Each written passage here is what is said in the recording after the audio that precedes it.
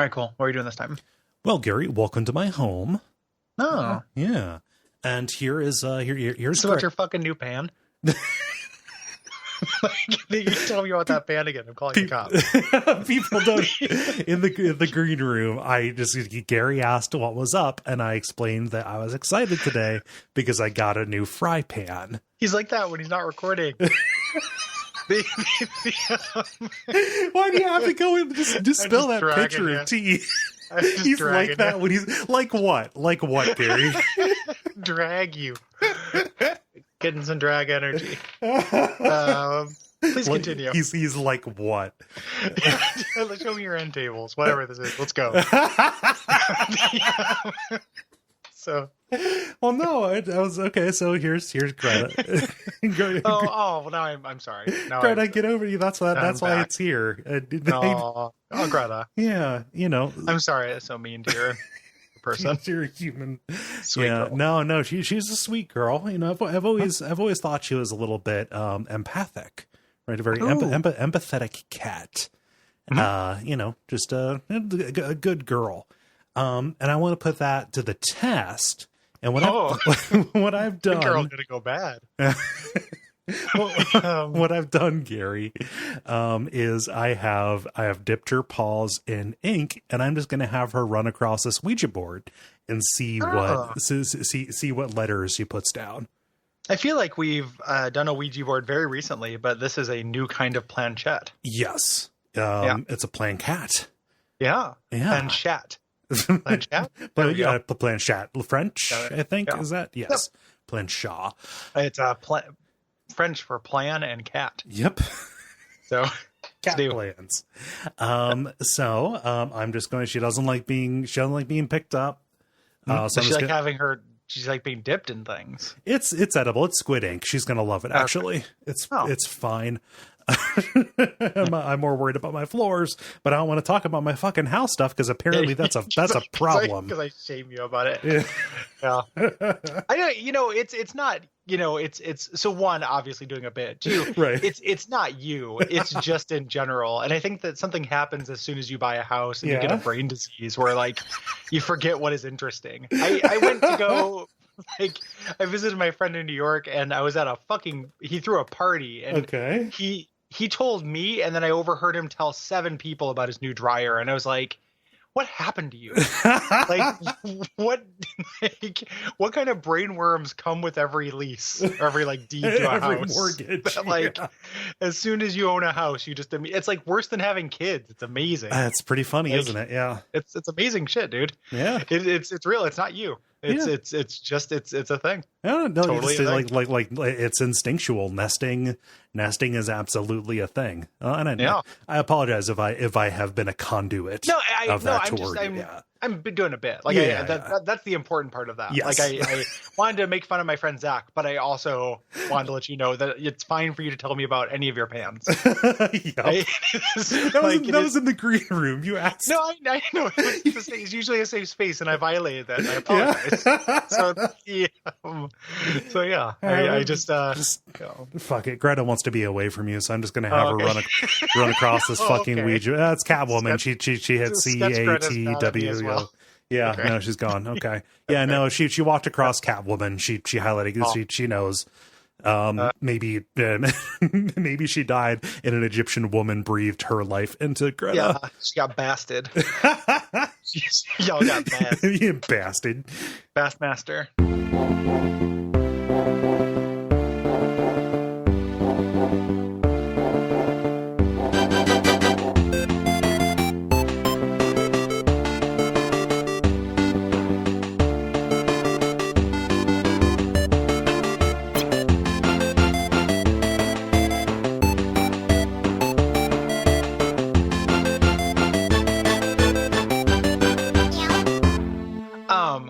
I don't want to actually make you feel bad. You can tell me about that stuff. I'm joking for show. I know. You don't have to. I don't have to keep it. No, it's fine. I felt bad about it because it was uncommonly mean. I felt, and I understand it's capable of cruelty, but I've been hitting the because I was also making fun of you for that tube talking thing about wainscoting on Slack. I just felt bad about that. So thrift store rescues. How is that not interesting? I just sometimes, like, I'm not trying to channel that much like Chris energy, but like sometimes it's just kind of a fun bit. Yeah, no, and my offense at it is also a bit. You don't need to apologize. Bits are going round and round on Abject Suffering. Yeah. What's your name? Gary Butterfield. Yeah, and I'm angry at Gary Butterfield. No, I'm Cole Ross. And we need the Griddler. Who? Because we don't have him. We're very sad. Before we get into this, Cole, I got a character I've been working on. Oh, okay. I'm gonna like him better than you. Yeah, I don't know. Well, only time will tell. It's not mean about pans though. That's not the character. So okay.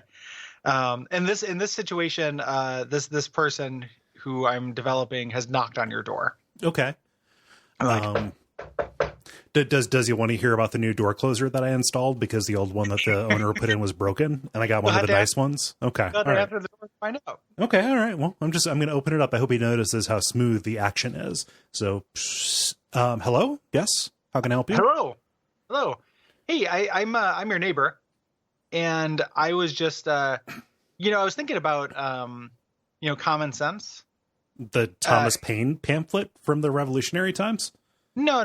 Just the regular concept and how it's neither common nor sensical. What's the deal with Adam Seinfeld? Hi, Jerry. What are you doing here in rural Ohio? I was wondering what the deal is with like 4-wheel drive, because just one wheel will roll and move forward on Seinfeld. I know. I can tell. I can see your increasingly strange head.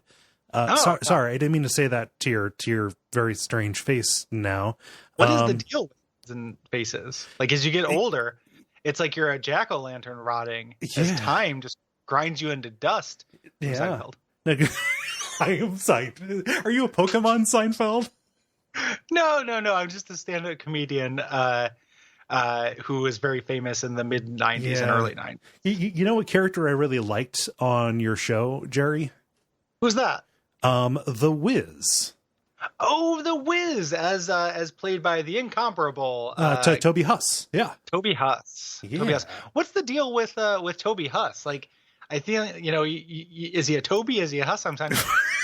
I know you are, but yeah, he was the Wiz, and nobody beats him. Did you know that? So when you hired him, did you know he would do such a good job as Cotton Hill on King of the Hill? Yes. Yeah, I was. Yes, I'm Seinfeld. So, do you have any? Are you just coming? Do you need to borrow a cup of sugar, Mister? Here's the confession. Is I'm your neighbor, and I've been stealing your mail, but I want to give it back because it's so boring. Oh, okay. I mean, it's mostly the most exciting thing I get is the Sweetwater catalog with audio gear and stuff. Yeah. No, I've been wondering where my Sweetwater catalog was. What's the deal with boring mail? Why would you even put it in the mailbox and send it and put a stamp on it, and then the price of stamps keeps going up? I'm Seinfeld. Here's your mail. They say forever stamp, but you use it once and it's gone. I'm just pitching. Oh no, I caught it.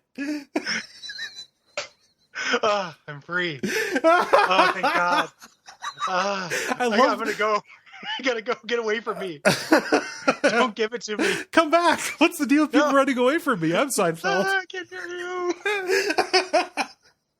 I love the idea of Jerry Seinfeld as just this Johnny Sublime style mist. The Santa Claus, but for Seinfeld. Yeah. Well, whoever kills Seinfeld becomes Seinfeld. And that's not been tested yet. Yeah. That could be true. It's a little bit like how Keanu Reeves became immortal. Yeah. Yeah. Who do you think is going to be the person to kill Seinfeld? I don't know. His really young wife. That's probably for money. Yeah. Look up that story sometime about how he met. Yeah. Yeah. He loves him young. Yeah. Seinfeld, it's not, he's really towing that pedophilia line where it's like, well, I'm not quite a pedophile. What's the deal with age of consent? It's just, and he doesn't quite cross the line. No, but technically correct is the best kind of correct. Yeah, as the internet has taught us. Yeah. Okay. So, so are we out of the scene? Yeah. I think it ended with you becoming Seinfeld. Okay. So or like, but sketch you, which is different than show you and green room you. Yes. Yeah. Like, rate those 3 characters and their interest in pans, Cole. We just did a dispatch where somebody asked us about cooking. I know. I just Gary, it's a 12-inch Tremadora Restaurant Pro nonstick fry pan, okay? Restaurant Pro is a very funny name for, like, that sounds like a Simpsons made up name to me.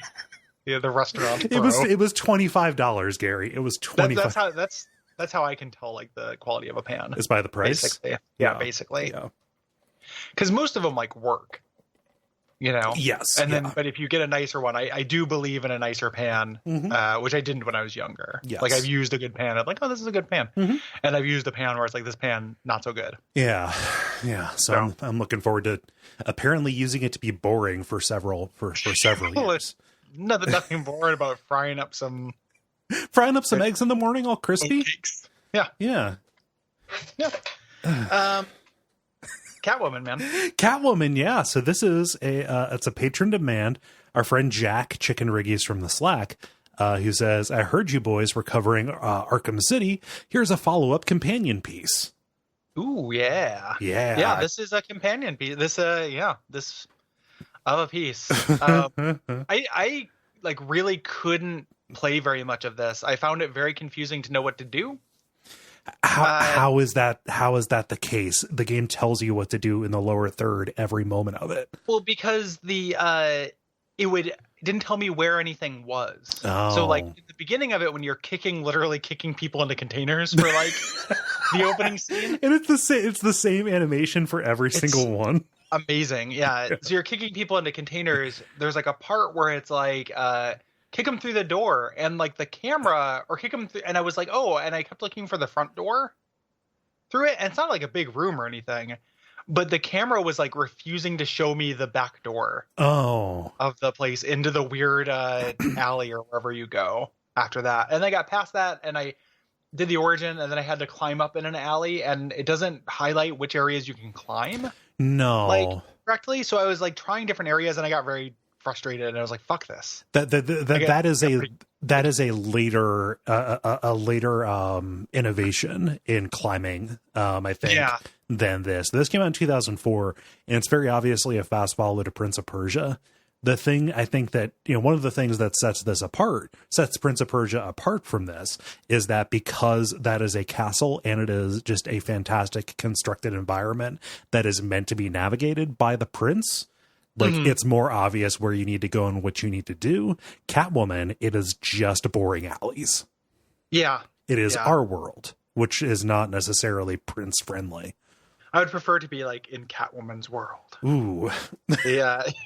It just, and I also just kind of figured it out and got angry also, in addition to like my quitting. Like I was like, this is fucking dumb, and I'm mad that I couldn't get to play on PS2. So part of the other reason I was having a problem was I couldn't get the PS2 version to run for some reason. Yeah. So I put it on a GameCube emulator, and a bunch of the control things are like, hold A while flicking the C stick, and I'm like, go to hell. Like this, nobody should ever have used that C stick for anything. Right. Like it's such a terrible, It feels like it was made just for Luigi's Mansion, and then they threw up their hands and said, all right, later, everybody, have fun with that useless little nub. Yeah. But yeah, this is based on the 2003-2004 Catwoman movie starring Halle Berry, who I think is probably the actress who is a good actress, but has been in the most bad movies of any good actress. This is not going to, that is always the log line, and I think this is not going to be popular, but I'm starting to question whether I think Halle Berry is a good actress. I've always run lukewarm on her. She has a magnetism to her, but I've only ever really seen her in bad stuff. I've seen her mostly in bad stuff. I think the big thing that everyone loves her, it's like Monsters Ball or Gods and Monsters. Yeah, Monsters Ball. Gods and Monsters is a different thing. Okay, Monsters Ball. Like that's the one everyone kind of loves her for. I think that's the first thing she won an award for. I don't know. Yeah. Like Halle Berry stands, do not correct me. But like, as somebody who is researching this and has watched all the X-Men movies a bunch recently and just generally seen her in some stuff. Yeah. Like she's in John Wick 3 and she's okay in John Wick 3. Like she's not terrible, but I was just like, I was expecting kind of more, I guess. Like she's a fun character. Like all the fun from her scenes did not come from Halle Berry. Yeah. It came from the creators of John Wick 3 who are superheroes on Earth. Right. Or gods among people. Right. So like, I just don't know. I don't know if I see it. And this is very, to me, this movie and like reading about the movie and stuff just feels very like cynically based on the idea that like, hey, this lady is like super attractive. Right. And like, let's really, really hit that magnetism. And then that's really it.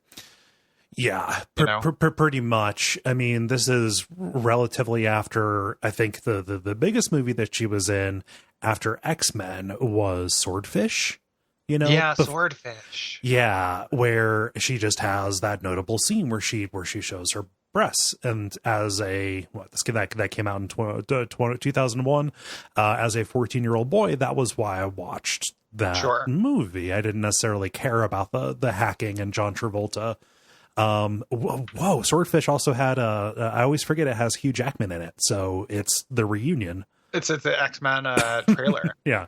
Prior to that though, like her only really big stuff was Baps and Bulworth. Yeah, Baps and Bulworth, the new store. the new shaving store in Portland. Putting in Swordfish nudity into Google gives you the Swordfish nude scene without seeing Swordfish. Yeah. I know that wasn't the thing that you would have done then. No. But yeah. And I don't know, boobs. Yeah. No, I was 14. It's fine. No, I totally get that. Like I was like, end up watching like a whole bunch of stuff. Yeah. And here's the thing about like watching so I watched the trailer for Catwoman. I never saw this movie. Like, it seems like it would be the kind of movie that will have its backlash to the backlash now. Like just people will be like, the underappreciated. Like just like probably around the time that The Dark Knight Rises came out, there was somebody who went to Medium and wrote, so here's Catwoman, but here's this underappreciated Catwoman, the same way people will go to fucking bat for that 2003 Hulk movie. Sure, or the prequels, obviously. Right. Which is the perennial like forward lash. Yeah, that we see in our time. Yeah, but I look at it and I see her mugging for the camera and being very, very self-conscious about how ridiculous all this stuff is and doing her best Eartha Kitt impersonation. And I'm like, there's probably some stuff in this that could be pretty fun. But it also is equally as likely that they just cut the trailer to be that way and the actual thing is a slog. Yeah. It doesn't it kind of, this is patently untrue, but there's a truth somewhere in the middle of this. It's kind of before I feel like a lot of movies were fun in that way. Like there are a couple of 2004, quite a long time ago. Right? Like we're talking about 15 years ago. And like a certain kind of fun that this would be, I feel like kind of came about. Like it got fully embraced in more modern times. Like there are fun movies before then that I would describe as like, so like I saw for the first time cult classic Boondock Saint recently, which I'd never seen before. Oh God. What'd you think of that? Because I think that's an early movie that has like, I'm like, this isn't like, people love this movie. Yeah. Weird. Like, the same people were telling me that Clerks was life changing right when I was in high school. And it has a kind of fun over the topness of it without strictly being good. I think that comports with my experience with it. Yeah. Like it's kind of fun. Yeah. But it's not super good. And like, so there are some exceptions, but generally I think that movies much like now are much better. Like the new Fast and Furious movies, which are all like, I haven't watched them, but people love them because they're just like ape shit. Mission Impossible movies, which people love now just because they're like ape shit. Yeah. And then like obviously Juan Wick, Baba Yaga, where people just love those because they're ape shit. And I just feel like that's a more modern sensibility. Yeah. I feel like, even if it wasn't, even if it isn't strictly new for the late teens, like it was absolutely an ethic that was dormant in the early to mid 2000s. I think that The Matrix landed and left a crater of charisma from which like no action movie could escape. Yeah. That made things very tough. And this is also one of the things that's really noteworthy about this is that it came out the same month that Spider-Man came out, Sam Raimi's Spider-Man. Spider-Man 2. Spider-Man 2, rather. Which for years and years, for at least 4 years until 2008, was the best superhero movie. And it's still like phenomenal. It's still and really Spider-Man good. had come out, but this had been in development for longer. So it's kind of before people set up like a template. And doing research, I had no idea about Pitoff. Pitoff is like Tarsem, I think. Yeah, Pitoff is like Tarsem, I think. That's a sentence. No, it's Tarsus. It's just very funny. Pitoff is like Tarsem to me. He's one of these, one-word directors, who's hot shit of, Fuck Mountain in France, and then means nothing. Like his career here is not great. Yeah. He made Vidoc, Catwoman, and Fire and Ice: The Dragon Chronicles for TV. I want to see the Dragon Chronicles. That does look legit. It's live action. So he's just, and you read interviews with this guy about this movie, and he's like, well, we didn't want to read the comics, and we didn't want to be inspired by comics very much because we thought we were creating a new thing. And we wanted to make things, this is going to be a movie different than Batman, different than Spider-Man, its own identity. I was just so inspired by the character and by Halle Berry and stuff. And that is it's just contrary to any of these sensibilities and contrary to fun in this weird way. Like I'm a bigger fan of superhero movies than like a lot of my contemporaries are. Mm-hmm. But at the same time, like at the very least, they're, they do what they do pretty consistently. Yeah. And the idea of being like, no, we're going to kind of do this, kind of just like sassy lady action movie with lots of cat puns. And very overt BDSM kind of things, like a joke about whips in the trailer. Yeah. And just very much trade on this costume that is lingerie. That evokes Michelle Pfeiffer's weird, just like the most uncomfortable looking thing in the world from Batman Returns, but is more revealing. Yeah. And it's revealing that when you look at what's his name? Pitoff? When you look at Pitoff, like he get like his log line, his credit is, he's a visual effects supervisor. It's like that we put somebody in to direct this. Who is primarily obsessed with visual effects. And it's not like that's not, necessarily a problem, right? You get Michel Gondry, who came from the world of, music videos and commercials, like these very specialized directors, even Tarsem, coming from the world of like costume design and stuff, like that can work out, but ... I mean, it tends to end up being movies that are not very good, but are like The Fountain or something. Yeah. Where it's like this is visually really, really cool, but boy, like there's a lot more to film than just that. Right. To a movie than just that. So it's like pretty, the movie won like tons of Razzies and stuff, and the game was not well loved, even though it was better received. Mm-hmm. Movie. But I really hated the game, and maybe at the time it came out, I wouldn't have hated it as much. Like it would have felt better, but as is, drove me nuts. Yeah, I mean, and it is remarkable how much it is just very similar to Prince of Persia. And I was just frequently bothered by how much they had in the lower third. Just the button combinations you needed to do to execute whatever move was needed to go forward. Well, the 3 types of moves. Yes. Pussycat, Scaredy Cat, and Alley Cat and Wildcat. The four types of cats. The four moods of cat. Yeah, you get to meet 4 cats. 2 of them can only tell the truth, and 2 of them can only lie, and you can ask 4 questions. So it's really make riddles more complicated. Yeah, I don't like how how like limited. I was on the road to St. Ives. And, you know, and after that, I was going to go get some groceries and then buy some bread. And then, yeah, I don't like, I think I've decided, and this is also a very broad statement that I'm sure there's tons of exceptions to. Unless you're God Hand, I don't want to incorporate any analog sticks for anything other than camera. Yeah. I only want analog sticks to be movement and camera. I think that when it's being utilized for like an action thing, it sounds like a good idea, but isn't. Right. Like it just takes me out of it. That is for camera. What about if you're using the right stick to direct attacks, like in a twin stick shooter kind of thing? Oh, that's great. Yeah. That works too. You know, but like doing it, having just moves mapped onto directions on it. It's, like this, like, you know, flick the C towards the tether point shit is not interesting and good to me. It's weirdly pulled from EA Sports games of this era. The idea of the action stick like that. I could see it. Yeah. Like, you know, you would do if you were playing Madden or something like that, you would, you know, use that to do, you know, stiff arms and stuff. Yeah. You know. I don't need a stick to do a stiff arm. No. I got this shit. Yep. Is there anything more toothless than the Razzies? I kind of fucking hate that as a concept. Yeah, the Razzies are pretty obnoxious. Yeah. It is like a way to see, like, you know, get all your fiascos in one place. Right. But the idea of being, it reminds, being really involved in it has a similar flavor to like being really interested in the Darwin Awards or something. Exactly. I was going to make the same comparison. And I think maybe it's because I learned about both of them in my early internet days on board.com.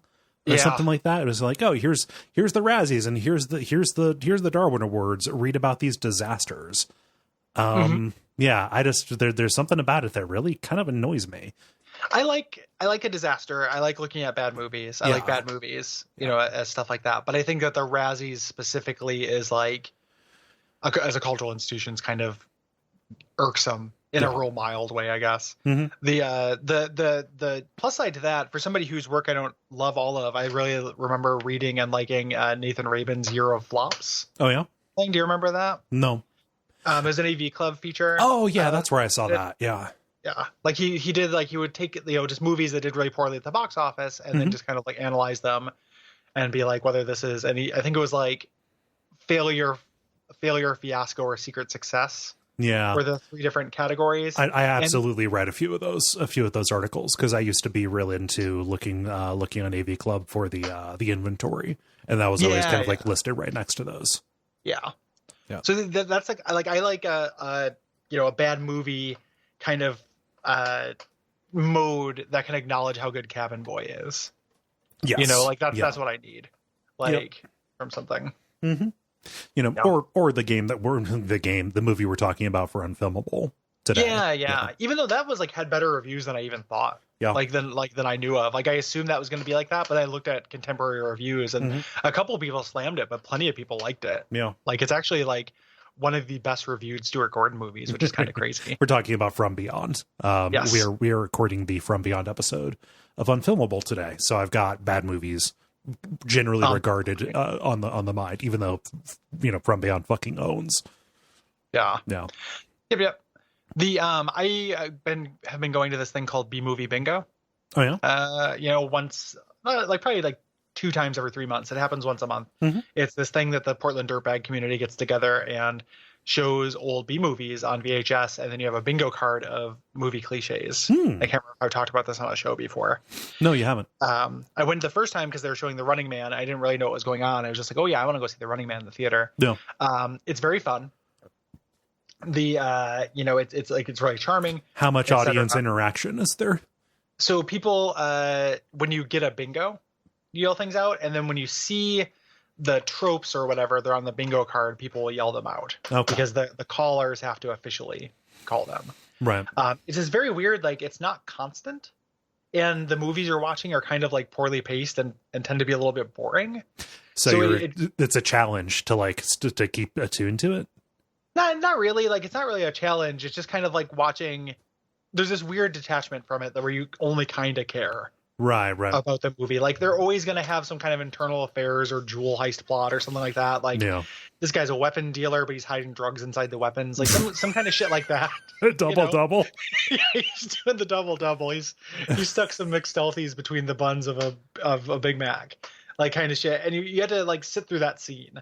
And like that, it's this really weird kind of mode that emulates goofing on a movie in a way that is better than the explicit goofing on a movie event that they have at the same theater, where people like literally just say jokes over the screen, which like I went to that and didn't care for it very much. No. This is much better. Is Running Man the best movie you saw at that? It's probably like the best actual movie, even though I saw a movie last month, called Hands of Steel. Oh, Hands of Steel owns. Like, that movie is awesome. This is different than Tetsuo the Iron Man. No, there's no Tetsu in this. Yeah, okay. Vendetta dal Futuro. Tell me about Hands of Steel, because the poster rather looks very promising. It is a cool cyborg in a not too distant future, who at some point gets into arm wrestling because he's a cyborg and he has a super arm. Yay! Yeah. And wins a bunch of arm wrestling tournaments as he's on the run for assassinating a cult leader. And at one point, they do this special kind of arm wrestling where on either side of the arm, where the arms would go if you lose. Yeah. They put a cage with a cobra in it, so you're arm wrestling someone's hand down into a cobra's mouth. And he wins versus the champ, and then before the cobra can bite the champ, he karate chops the cobra's head off with his hand. And it's amazing. Like, it's so good, and he's like the worst actor. Daniel Green, who plays Paco Quirak, is the name of this guy, and he's just like at all times like cannot compute is on his face. It's very funny. He looks like Pocket. Like, yeah. Pocket sometimes gets this like furrowed brow. Like, I don't know. I don't understand what's going on. Yeah, in a vain attempt to understand.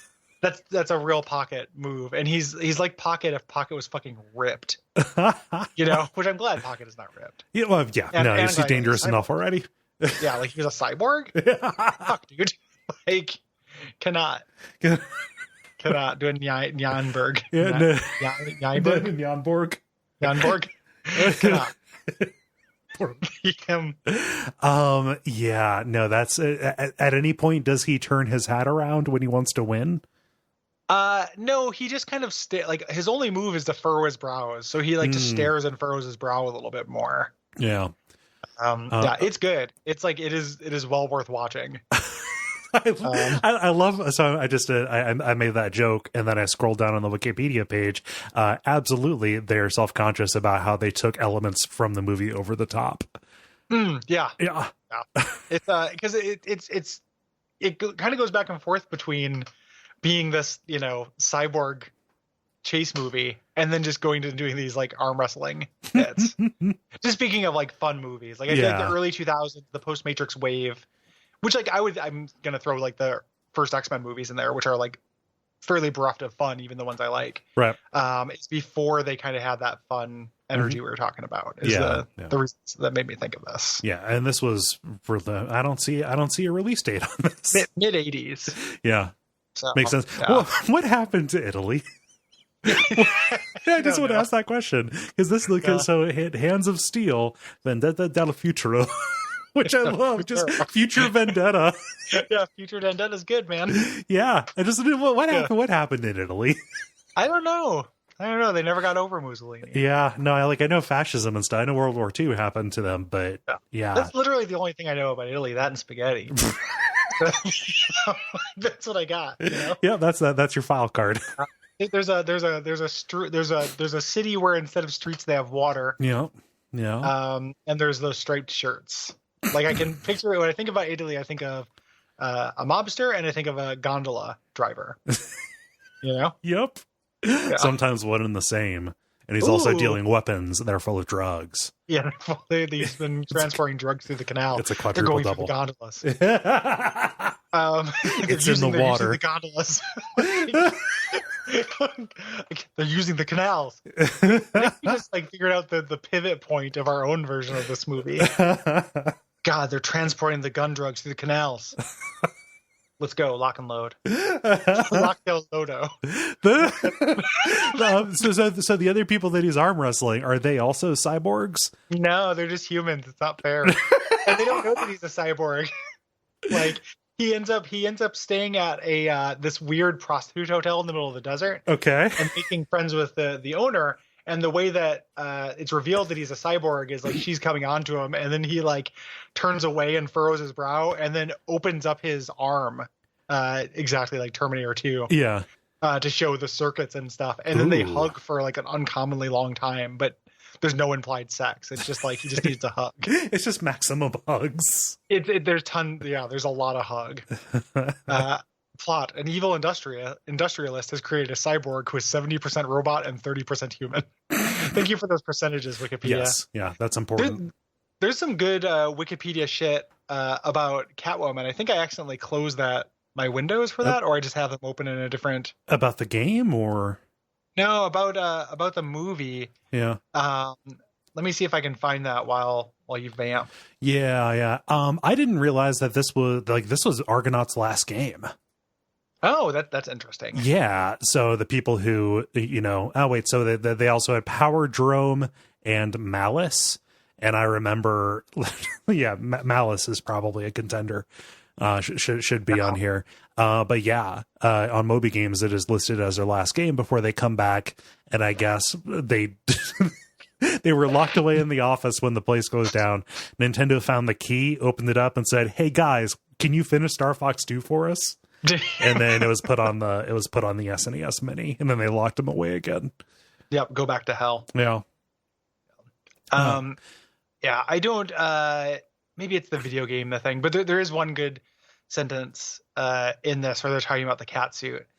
We wanted a reality-based wardrobe to show the progression from demure, repressed patience to, which is the name of the character for some reason, to the sensual awakening of the sexy warrior goddess. Yeah. So cool. So yeah, so that they could literally just say, "Oh, we wanted to pull a She's All That." Yeah. Basically that. I don't know if this Wikipedia goal they had is forever gone, but there's lots of game fact stuff. Mm-hmm. There's a fun, legitimate whiff. As somebody on the GameCube said, "I calm this board!" Exclamation point. And I was like, "Are they making a joke?" But yeah, I thought they would. Hail to the king, baby! Like, you certainly calmed it. Yeah, I noticed that. I was hoping that he would lean into it. That it wasn't just a mistake, but he was but it's the only topic, and he is here. I thought that he would offer some balm for these sick and burned times. A couple other reviews. There's one on the PC version of the game. There's nothing spectacular about the review. Is it the name of the review? Yes, Catwoman is a quote smelly cat. Oh no, that's a different one than the one I had. Ooh, what's the other one? What's one you had? God, let me. It was in that fucking tab I can't get back. This is all a nightmare, and the history thing is not working. But it's for the Game Boy Advance version, I think. Oh, yep. No, I got this one too. Don't worry. Yeah. Here, okay, good. So yeah, the Catwoman is Smelly Cat, which I think is a Friends reference. Yes, it references Phoebe's song, "Smelly Cat, what are they feeding you?" Yes. Go classic. Gay panic show of the 90s. Yeah. Emperor Weevil here. Yeah. There's not a whole lot in the review, but the review is called "It Shouldn't Feel This Good to Beat the Hell Out of Fellow Males." Hello, fellow males.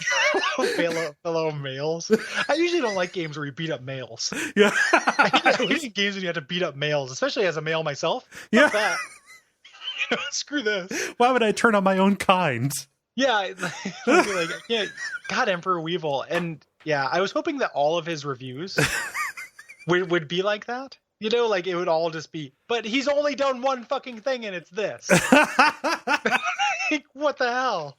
Yeah, on the Game Boy Advance version of Catwoman. Yeah, it's the only thing he's reviewed, and the review is just really straight up the middle. Yeah. And it's for the Game Boy Advance version, which I guess is like a Metal Gear Solid-like, which is pretty interesting. Yeah. I didn't play it or anything, but yeah, it shouldn't feel this good to beat the hell out of my fellow males. I'm sorry. I'm late. I was at the gas station. I wanted to get a pop for the road. And I just I was just caught in line behind like 2 or 3 fellow males. They were taking forever. Yeah. Well, you don't want to cut in line in front of them. No, not in front of one of my fellow males. No, we got to get this male solidarity. What up, my males? Hey, males. Like, all the males in the house say yo. All the fellow males. Hey, males. Yeah, no, that was got males. It's the Emperor Weevil podcast. This is like as soon as it came out too. Like he rushed to the computer to do one thing and then like came back forever.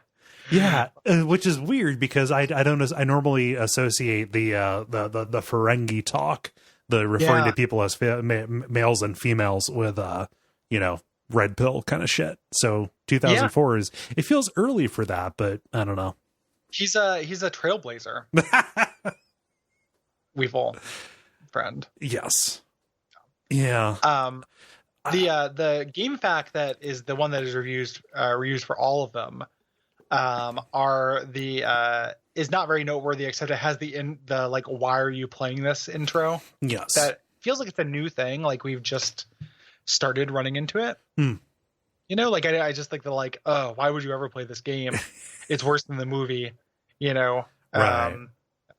But there's not enough content there other than that. Right. I was expecting more based on that, but the antagonism leads. Nothing like that. I was curious, and I went to the IMDb entry because the voice actress sounded familiar, but it didn't sound like it's the lady. It's the female voice actress in games. The one. It's Jennifer Hale, who I've said bunches of nice stuff about, but apparently she is vaccine skeptic or has voiced that opinion in the past. So fuck. Yeah, I had no idea. Yeah, she's not full on anti-vax, but is like, you should ask questions. Yeah, I don't have any. I think people who have affection for her are generally big Mass Effect fans. Yeah. Right? Like that's the breakout role. Like I've heard her in stuff that is good, but I actually don't like, I can't think of any video game voice actors I think are great. Like I don't really love them. I don't know, like Cam Clark and Nolan North, some of them can like, well, Cam Clark can't, but some of them can fade into a role. Right. You know? I think Cam Clark is definitely just Cam Clark, no matter where he's at. But they like fade into a role, but the idea of being like, man, this is a wonderful voice actor. Like they always just kind of do good enough. It reminds me of like, you know, editing, like where it's good because you don't notice it. Yeah. That's how I feel about video game voice acting generally. Yeah. You know, and the standout performances have all been stuff like Siuna or something like that. Like Hellblade had like a really great voice performance, but it was not anybody new. Right. Yeah, like their standout performances. We talked a lot about Ashley Birch's performance in Life is Strange. You know, she did a good job of that. Yeah. It's just rarer than like I think. Like, I don't feel like Nolan North is great at stuff. I think he's disappears, which is a skill. But he disappears, but sometimes he does really good, like in Last of Us. You know, where he is doing something completely different than what he usually is. Yeah. Which is it's just kind of a weird thing, I guess. Like maybe because I'm not thinking of it as a separate, because it's all kind of part of the presentation. It's like a hard thing to appreciate for me. Yeah, I also I'm a dork for that stuff too. So maybe I'm just more attuned to it. Yeah, could be, maybe, sure. Yeah, Jennifer Hale is somebody who I know is supposed to be good based on reputation. Yeah, because of Mass Effect. Yes, and she's good in Mass Effect. That is where I also grew to have affection for her, even though she has been around forever. Hates vaccines. Yeah, she does not believe in. She really wants that. Bring it back, bring it all down. Bring it back. But then I also noticed that just on the cast here, they have Hank Azaria just doing voices of thugs. And they've got 2004 is not that late. No, he's still in, or that early. Like he still should be commanding something more than that. Yeah. And Jeremy Renner doing just the voice of cops. That's very weird. But, you know, I mean, Jeremy Renner, that was kind of before his star rose. Yeah. You know, but Hank Azaria, like I heard there was gonna be a Catwoman game, and I had to be involved. You know. Yep. Yeah, that's weird to me. Yeah, I don't know. I don't have a whole lot more. The idea of like the lady, like sexy lady kind of leading, you know, lady action movie thing is something that is somehow really fraught, because like to do that well, it can't just be, you know, like there was a clip from the Ebert review of the Catwoman movie where it's like, this movie doesn't have a plot. It's just about Halle Berry's breast and lips. Yeah. You know, it's like a movie about those things. And he wasn't being pervy. He was talking about how it's shot and kind of the attitude Tigoff or whatever has, right? And like to do that is really tricky. Like I really want a Lady John Wick. Like, and there was a trailer for one before the regular John Wick. Anna is the Anna. Yeah. There you go. But it can't just be about boobs. You know, like the way to do it can't just be like the camera's looking up her butthole. The entire movie. It can't just be Bayonetta cam. Yeah, that's that is a thing, and you have to look at something. Like, I don't know. I was about to say Fury Road, but I'll go with another Charlize Theron thing, like Atomic Blonde. I think did it okay. Sure, yeah. That's a good example. And Fury Road also does pretty well. You know, that's a great example of like that not being about Furiosa being sexy, but still just very much about, you know, there are like feminist themes and stuff in that. Like I think that, you know, weird ways in which Fury Road is the model movie and has not been matched, you know, in like almost any way. Like, yeah, well, just, you know, again, only seen the trailer and then saw the flashback material, but like specifically Catwoman it feels like it's an issue that she has to start out, it has to play to the trope that you do not expect a woman to be this competent. Like you do not expect this, a woman who is meek and submissive, like Patience is at the start, to have this transformation and become, and you know, she can only succeed by becoming somebody else entirely. And the which is definitely like that's a harmful trope. And the Batman Returns plays in that, right? Like this is basically the story of Batman Returns, like Michelle Pfeiffer being mousy and then becoming catty. Yeah. Just like the idea that like a woman has to act like a man to, you know, to be like, she has to be kind of like violent and, you know, sassy and stuff. And you cannot attain strength through anything traditionally feminine. Like you have to change. You know, is a weird thing. You know, there's actually like a lot more of that stuff. I had an interesting event I went to last night. I know we're running long, but it's been a minute since we recorded, so stuff has piled up. There's a lot more of that in Jurassic Park. With Laura Dern's character? Yeah. I'd forgotten about a lot of that. But I went to a thing last night called that our Science and Industry Museum here does, called Reel Eats, with real like film reel, where you go and watch a movie and they give you 12 different like small bite things that correspond with scenes of the movie that they make. So like while you're watching Jurassic Park, what do they do for the dinosaur shit? They do. What is the dinosaur shit? It's a thing. I'm trying to remember. It's not the dolma. It's not like a chocolate mousse or something. No, they didn't do a chocolate mousse. Why can't I remember the dinosaur shit?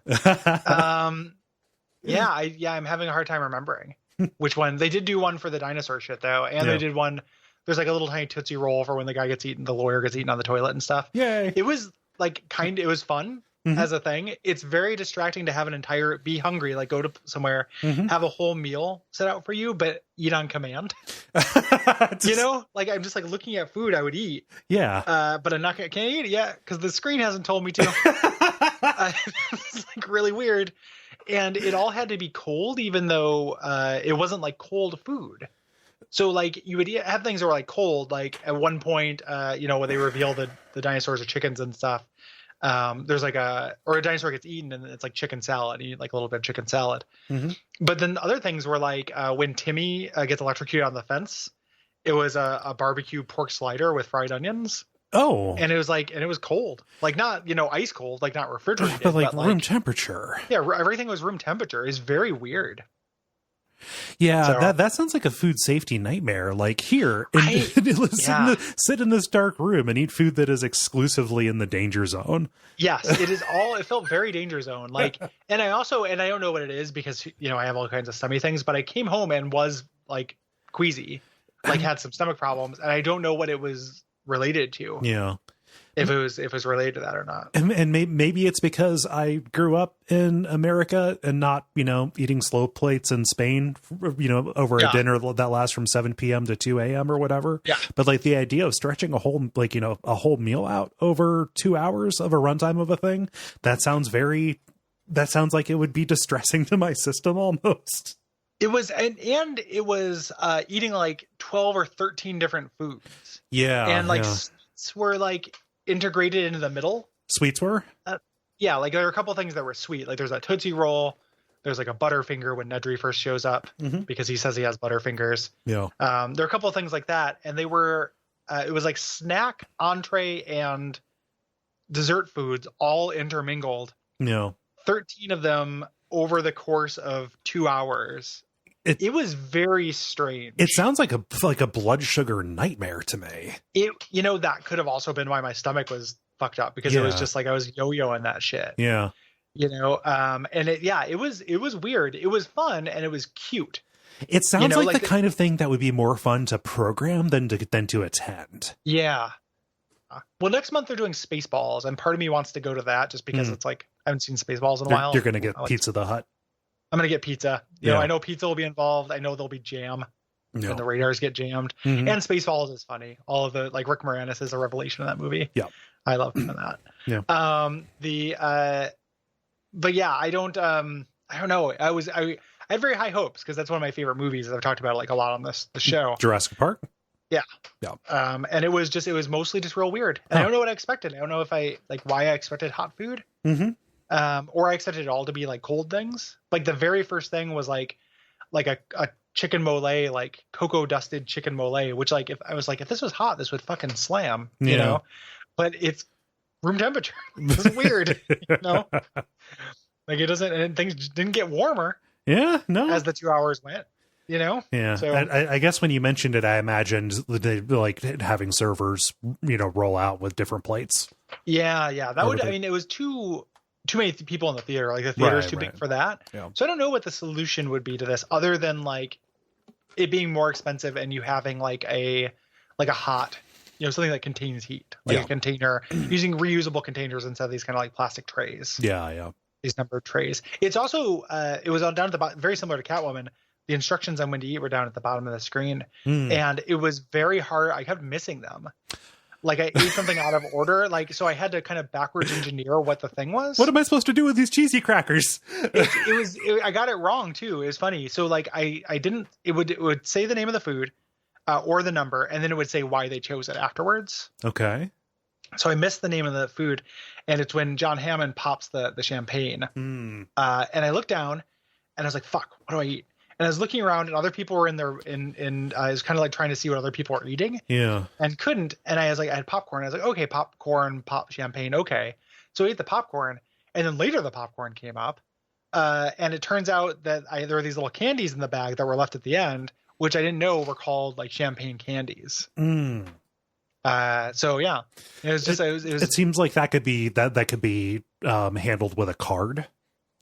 That you get at the start. Like I understand, like it's not a surprise if you have all the stuff sitting in front of you. Well, you have these some things that are clear what they are, but then you have some things that are in these divided trays. These like plastic trays are divided, and they have stickers over the compartments with numbers. So those are kind of surprises. Okay. Like you can look through the tray and kind of see, but you kind of can't see. Yeah. So there is an element of surprise to it. Yeah. The whole thing is very weird. I don't know that I cared for it. Like, and it's something I was looking forward to quite a bit because it's a novel experience and Jurassic Park. Like if somebody gave me a 2-sentence like explanation of it, I feel like it would be really. I feel like I would get excited about it before thinking about the logistics. I want someone to put this on in their house. Yeah. I want someone to like craft a meal around a movie and then we all go watch it at their house. Yeah. The theater, like the kind of everyone doing it together kind of fucked it up a little bit for me. Having a theme party around a movie. Yeah. That sounds fun with like a themed meal. And creating that also, like you said, does sound super fun. Yeah. Like figuring out the food. The food that you would eat. But yeah. Sure. And Jurassic Park is still good. So it was still like a fun night because it's like that movie fucking is incredible. Yep. So anywho. Yeah, I don't have anything more to say. No, I think that's Catwoman. I think that's Catwoman. I think that's Catwoman to me. I've calmed this board. I called this. Thank you, Jack. Yes, thank you, Jack. This also in Gen Pop was suggested by Sam Bear. Oh, thank you, Sam. Yeah. Superstars. Yep. Come to Duckfest. Please do. It is going to be August the 31st in Portland, Oregon at the Clinton Street Theater. Yeah, that's going to be amazing. Yes. The whole day of duck programming, including this show, we don't know exactly what we'll do, but it'll be fun. Yeah. And the other thing you can do is if you patronize us, if you go to patreon.com/Duckfeed.tv, you can either get bonus episodes or suggest games for this. Not suggest, demand. Yeah. Yeah. I think that's about it. We talked about in the middle of this, we talked about watching From Beyond and talking about that. If you're curious, what that's about, that can also be found at the Patreon on our Patreon only Patreon only podcast, Unfilmable. Mm-hmm. Yeah. Yep. Very fun, good show, and you get all the back episodes. Yes. So that only gets more valuable. So as soon as you get $5, you get all that stuff, including Watch Out for Fireballs and Mod Fireside Chat and all kinds of things. And if you want the stuff before we made the change, that's at $10, and there are tons of episodes of the show that you get. And we really appreciate your generosity. Yes, thank you very much. So until next time, who is Cat Dog? Who is Zoo Cat? Yeah, any of those. No. All right. All right.